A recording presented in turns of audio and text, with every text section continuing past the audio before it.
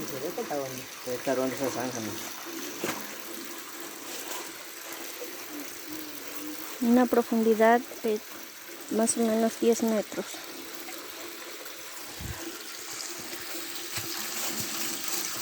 Se puede hacer zapato, hija. Debe estar donde ese hueco. ¿Qué sonido no hará aquí esto todo el invierno cuando crece?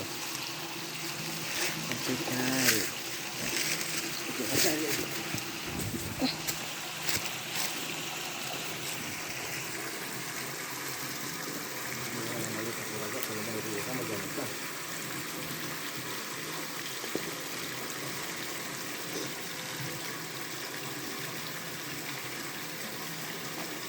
¿Me entiendes?